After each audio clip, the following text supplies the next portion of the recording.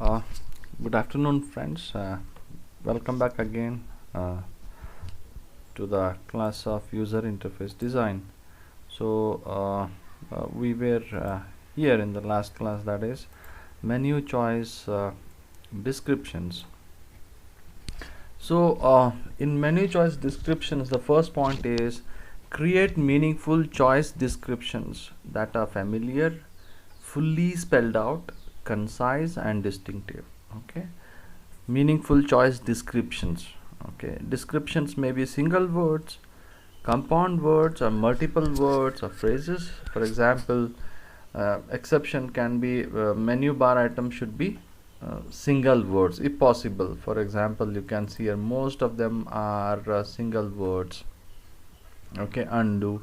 However, you can see here there are some multiple words okay, are used here. For example, select all, deselect all, copy file to clipboard, edit text and images. So we should try to okay, use a single words if possible. If not, you can club the words also. So the third point is place the keyword first, usually a verb. Okay, go through here. Most of the first we should try our best to have the first word as a keyword, and that too a verb. Use the headline style, capitalizing the first letter of each significant word in the choice description. So most of the first letter are okay, the capital letters. Okay, then use task oriented not data oriented wording. Meaning here is we should not use, for example, he has given an example here, task oriented means suppose if you are if you are there is a menu to manage the customer information. Okay, so our menu choice should be manage customer information, not just customers. So if you use only customers, then it is too vague. Okay, users may not understand what exactly is this customer menu is used for. So if you write manage customer information, then it becomes easy for the user to understand. Okay, that is what is where we are. Use task oriented, not data oriented wording. So task oriented is managing. Okay, you are trying to if you click on that particular menu item, you can manage the customer information. So data here is the customer, so we should not use just customer. Then use parallel construction. The meaning here is parallel construction in the sense that is parallel print a file, execute a program. So that is what is select all. Okay, take a snapshot, check spelling. So all these are parallel words. Okay, use parallel construction. A menu choice must never have the same wordings as its menu title. Okay, so if your menu title is view, then there should not be any one more okay menu choice with the same name view. Okay, here within inside this menu. Okay, identical choices on different menus should be worded identically. Identical choices on different menus should be worded identically. Means suppose in window also there is a copy, and in view also there is a copy. So they should be they should have, okay, both of them should be worded copy only, because they both of them would do the same job. Okay, choices should not be numbered. Okay, so for example, here you can see in view also okay, where is this? Yeah, so choices should not be numbered. For example, here they are not numbered here. Okay, you go to any sub menus also, they are not numbered. Okay, if menu options will be used in conjunction with a command language, the capitalization and syntax of the choices should be consistent with the command language.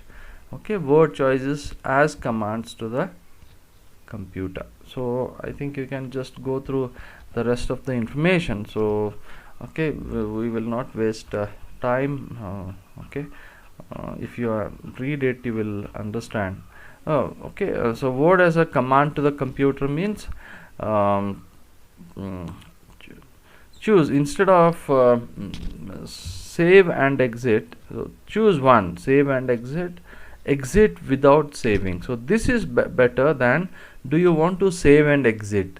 So it is confusing to the user. Do you want to save and exit? No means but I want to save.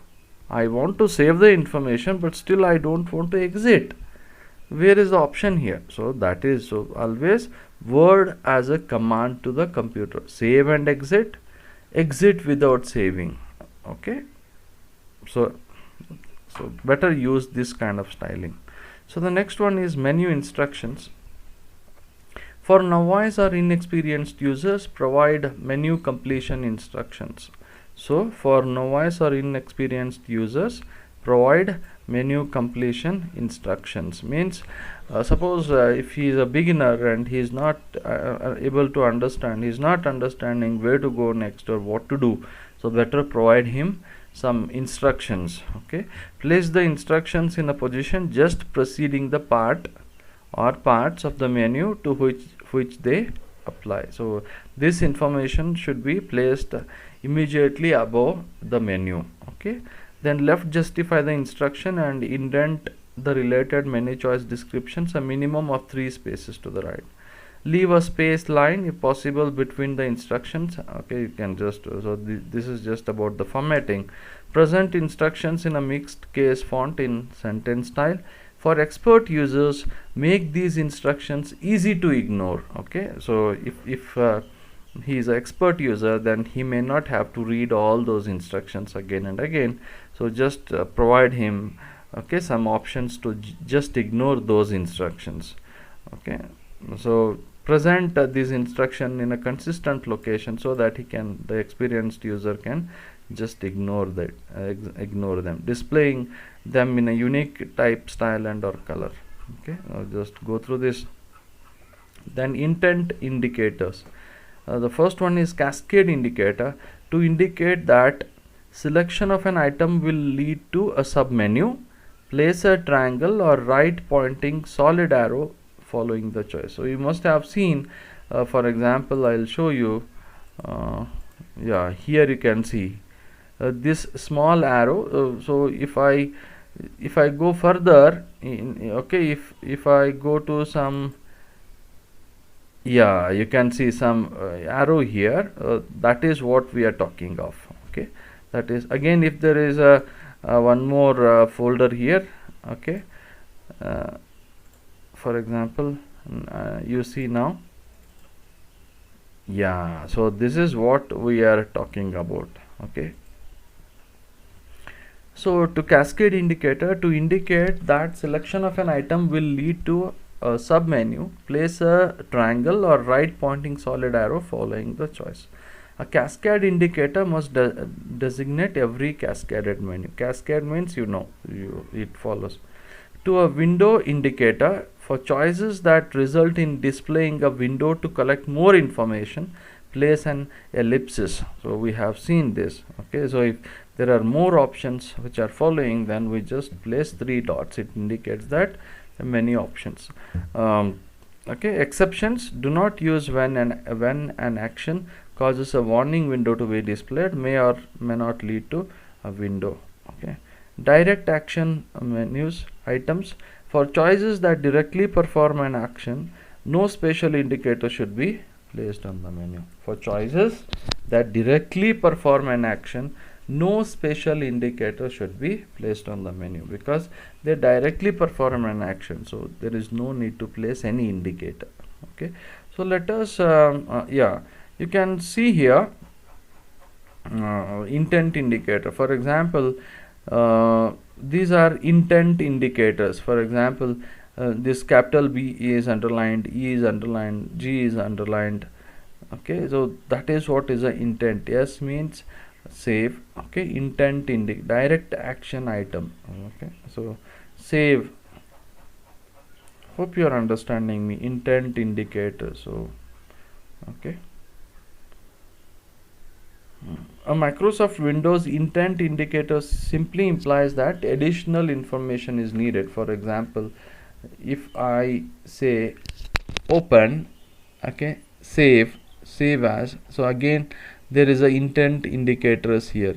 If I click open, so again you have to perform one more action here. That is what is intent indicators. So for example, okay, we will see it in the next class. Thank you.